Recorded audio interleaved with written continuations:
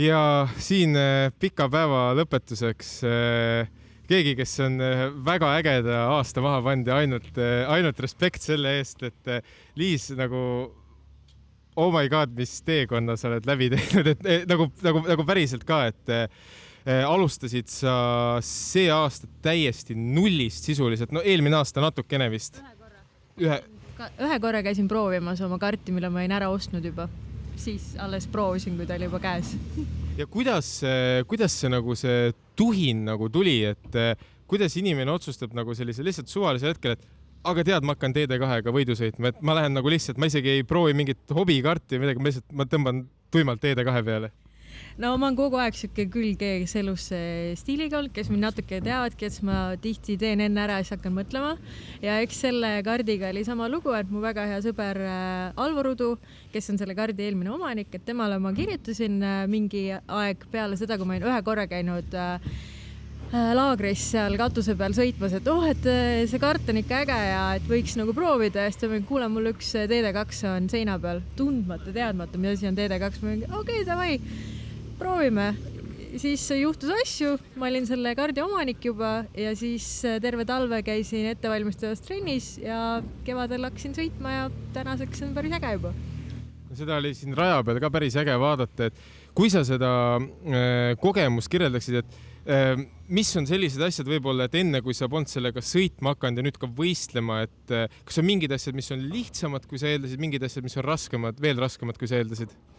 Ma arvan, et ma kõige rohkem alahindasin seda G-Force'i, mis sul kaela ja õlgadesse läks, et Martin, mu armas treener, sul oli õigus, et ma oleks pidanud rohkem trenni tegema, et see võtab läbi, aga see hirm, et ma võib-olla kiirust kardan, et see pigem oli siuke üleliigne, et kiirus mulle meeldib ja see on ikka eluks, no. See on väga äge, see on lihtsalt nii uskumatu tunne, no. Kuidas uskumatus tundes, et oled uskumatus võidusõidul osalenud ja mis siiamaani sellised hooaja tipphetked on? Ma arvan, et tipphetk oli eelmine võistlus Tabasalus, kus ma sain esimest korda ka poodiumile, et arvestades olukorda tänasega koos, ma olen 9 korda selle kardi roolis olnud, milles siis 3 on olnud võistlused, siis 3. võistlusega poodiumile jõuda, ma arvan, et see on megatulemus. No. See on megatulemus ja kas on plaan järgmine aasta panna edasi? Tricky question. Vaatame, ütleme nii, et vaatame, teeme selle hooaja ära. Teeme selle hooaja ära, aga ma arvan, Liis, et kui inimesed mõtleksid liiga palju, siis paljud suured ajaloo asjad oleks jäänud tegemata ja see on pagana hea, et sa läksid tunde pealt, et sa ei mõelnud ja et sa oled sellist ägedat teekonda käimas. Ja mida sul on nendele öelda, kes näiteks ka mõtlevad, et tahaks nagu midagi sellist proovida? See võib olla võistluskaart, see võib olla mingi muu selline nagu tõsisem asi, et hüppa lihtsalt pea ees vette. Jaa, ära mõtle üle. Mina ostsin oma esimese kardi 35 aastaselt.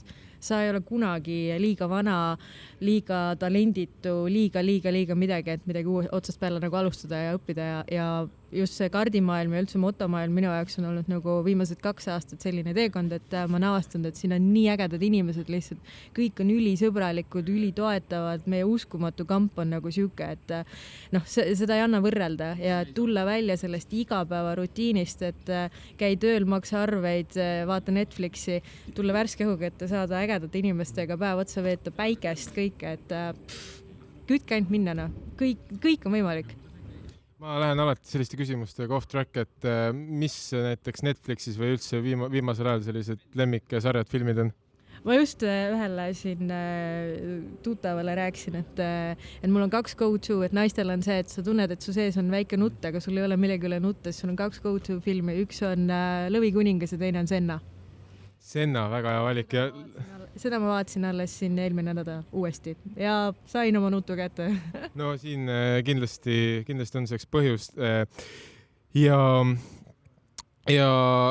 loomulikult oled üks osa Graham Hilli perest, et meie kõik shoutout kogu Graham Hilli perele, et meie corneri sõbrad ja tore on alati asju ajada teiega, et kuidas Graham Hill Estoniale siis Pro-Peutel üleüldse on see aasta nagu läinud, et ka ju selline tegelikult mitte liiga kaua, ei ole liiga kaua Eestis turul olnud, et kuidas aasta lõpus tunne on?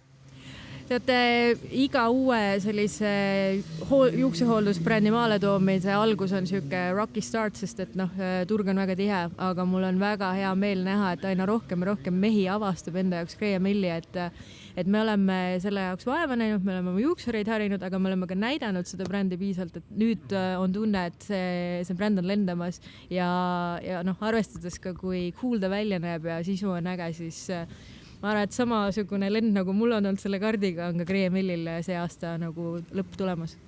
Teate, pagana lahe käng ja lihtsalt see, et siin on Graham Hilli värvides kart niimoodi sellise spontaanse vaibi pealt on juba respekt omaette. Ja Liis, ega midagi, et näeme Postimehe saates. Näeme, lubasin, tulen. Ja ega saa tulemata ette.